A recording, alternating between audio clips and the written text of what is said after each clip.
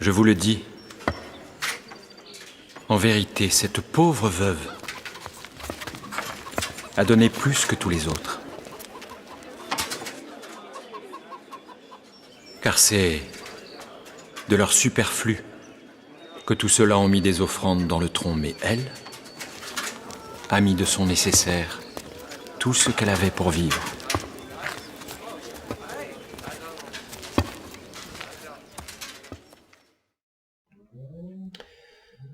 Eh bien, bonjour, bienvenue sur la chaîne Le Fruit de la Vigne. Donc aujourd'hui, pour répondre à un commentaire d'un frère internaute sur la question de l'argent et du collège central, je dirais simplement ceci.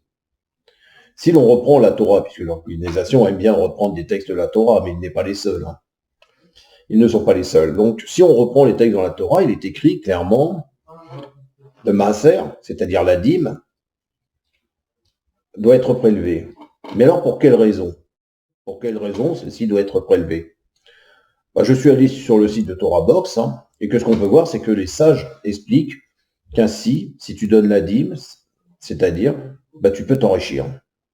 Alors ils expliquent, le Gaon de Vilna explique ainsi qu'en donnant 10%, par exemple, de tes revenus, pour la Tzedaka, nous avons la garantie de te rembourser intégralement. Curieusement, c'est un drôle de mobile, mais bon.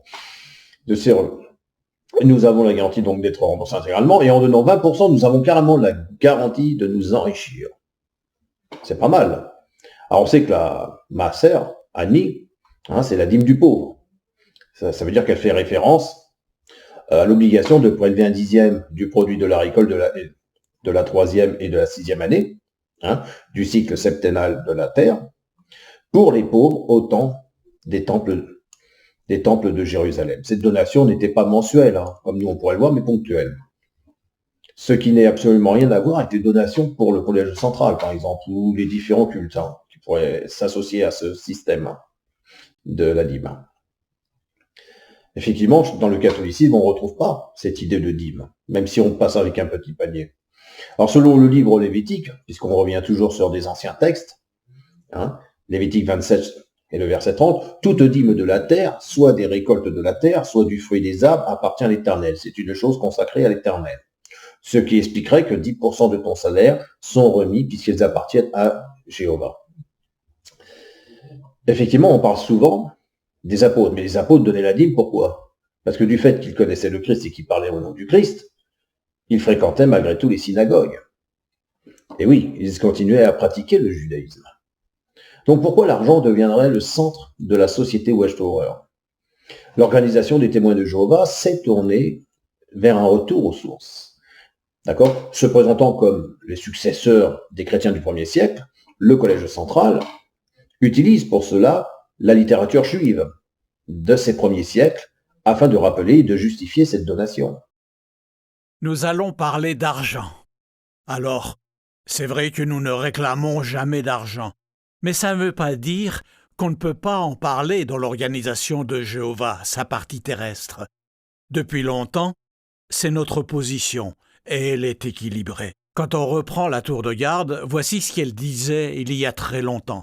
Nous n'avons jamais jugé correct de solliciter de l'argent pour la cause du Seigneur, comme cela se fait communément, sous-entendu dans la chrétienté. Il nous paraît que tenter d'obtenir de l'argent par différents stratagèmes au nom du Seigneur est choquant.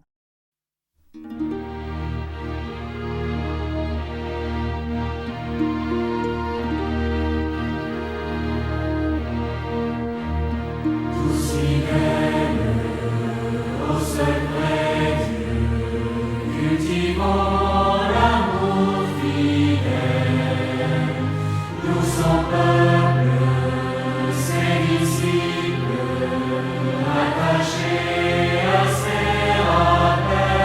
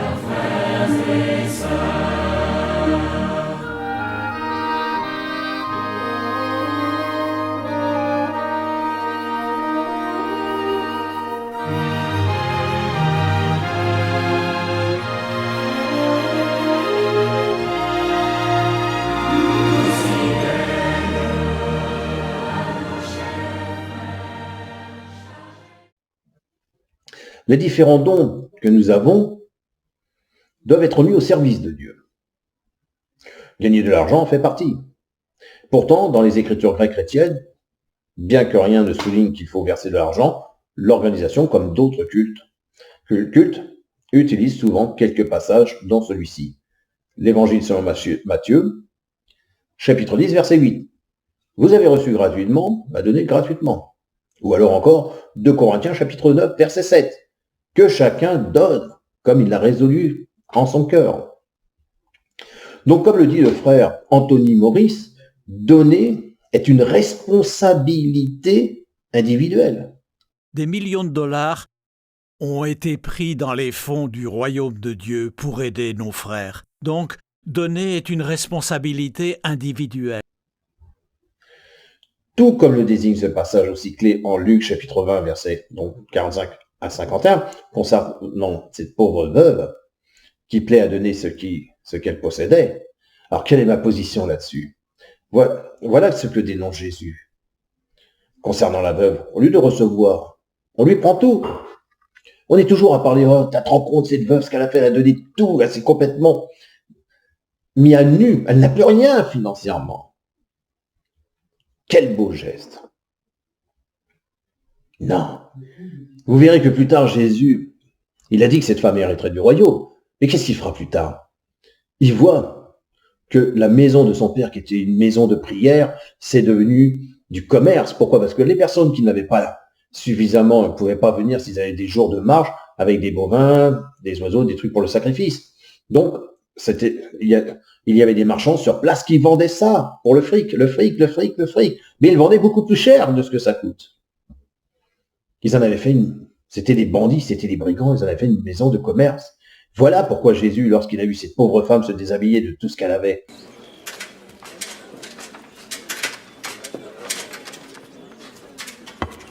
Je vous le dis, en vérité, cette pauvre veuve a donné plus que tous les autres.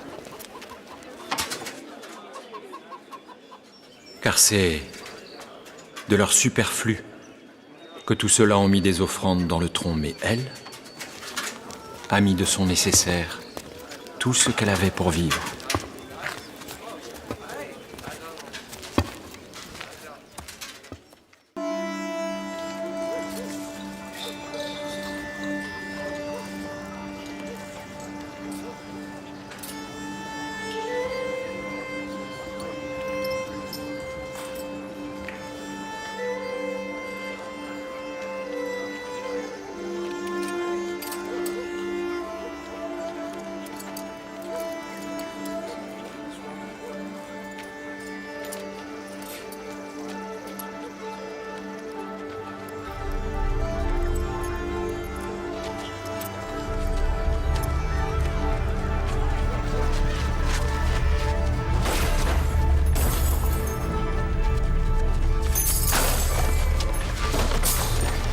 Ôtez cela d'ici.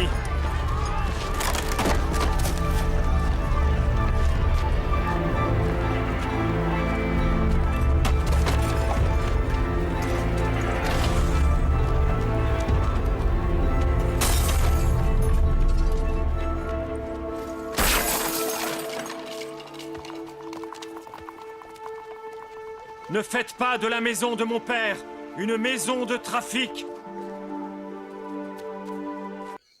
parce que certainement que derrière, on lui avait dit, tu sais, tu dois donner la dîme. Et Jéhovah te bénira pour cela. C'est pas ce que voulait Jésus. Donc le frère Anthony Maurice, ainsi que les anciens de la congrégation nous rappellent le coût de telle ou telle chose. C'est pour ça que nous n'allons pas gêner les gens ou réclamer en disant « Vous avez les moyens, pourquoi est-ce que vous ne donnez pas plus ?» Ça ne regarde pas les autres, et ça ne nous regarde pas non plus. Chacun doit décider dans son cœur. Par conséquent, quand nous parlons d'argent, nous ne faisons jamais pression sur les autres. Nous ne cherchons pas à les faire donner, même à contre-cœur, tout ça pour obtenir de l'argent. Notre organisation n'est pas comme ça. Par contre, dans la chrétienté, ce sont des spécialistes pour réclamer de l'argent. Donc, nous aimons Jéhovah, et nous voulons être le genre de personnes qu'il aime. Et remarquez cette belle phrase, Dieu aime celui qui donne avec joie. Une autre version le rend joliment ainsi, Dieu aime les gens qui aiment donner. Et c'est vrai. Nous voulons donc que Jéhovah nous aime. C'est pourquoi l'argent que nous avons, que ce soit beaucoup ou peu selon notre situation personnelle, nous avons le plaisir de le donner pour les intérêts du royaume. C'était le premier point. Nous faisons des offrandes par amour pour Jéhovah. Moi, pendant 1 an et demi où j'ai été tous les dimanches à l'église catholique, je n'ai jamais vu le prêtre parler d'argent. Ou de dire qu'il fallait acheter ou faire ci, faire tel travaux. Il parle de faire des travaux, mais il vous demande rien. Je n'ai jamais entendu ce prêtre parler d'argent. Nous reprochons effectivement à l'église catholique de passer avec un petit panier, et si tu donnes pas, tu vas culpabiliser parce que les autres vont te regarder. T'as rien vu, t'as rien mis, toi. T'as vu, moi j'ai vu plus que toi. Et j'ai fait ça pendant 1 an et demi, j'ai jamais vu quelqu'un te regarder ou faire autre chose. Tu donnes si tu as, tu donnes pas si tu n'as pas. C'est selon, effectivement, là on peut le dire, comme tu as envie de le faire. Donc si nous ne mettons pas une pièce au regard des autres, quelle importance? Tiens, je me souviens même qu'un jour j'étais à la salle, j'avais aidé un frère pour aller à la boîte parce que la main droite ne doit pas savoir ce que fait la main gauche. Et il avait été critique parce qu'il a retrouvé, ça lui arrivait parfois de retrouver des petites pièces de monnaie dans la boîte. Eh bien, je me suis dit, bah oui, c'est gentil, c'est peut-être un enfant qui a mis une caisse. Il faut voir ça avec amour, mais le frère, il avait mis des critiques. Mais bon, c'est entre parenthèses. Peut-être que ça, parce que ça l'embêtait de compter des petites pièces. Mais bon, pour revenir à cette pauvre veuve, et ces 2 pièces d'argent, pensez-vous que Jésus vraiment était ravi de ce geste? Regardez, on va revoir cet extrait. Je vous le dis, en vérité, cette pauvre veuve a donné plus que tous les autres. Car c'est de leur superflu que tout cela ont mis des offrandes dans le tronc, mais elle a mis de son nécessaire tout ce qu'elle avait pour vivre.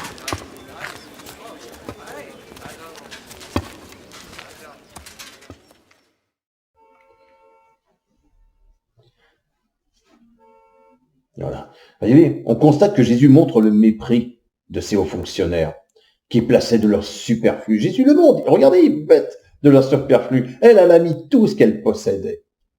Ces 2 derniers sous, elle les a mis. Elle a mis tout son argent.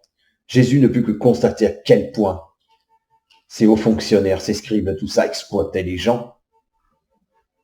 Ils utilisaient certaines écritures qui n'étaient pas bibliques. D'ailleurs, Jésus les dénonce là-dessus, il les dit, mode d'hypocrite.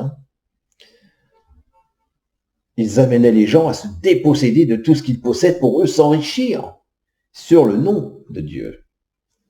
Eh oui. Donc, par conclusion, le regard de Jésus sur la façon de procéder de sur l'organisation des témoins de Jéhovah serait la même que pour celle qu'il avait à l'époque.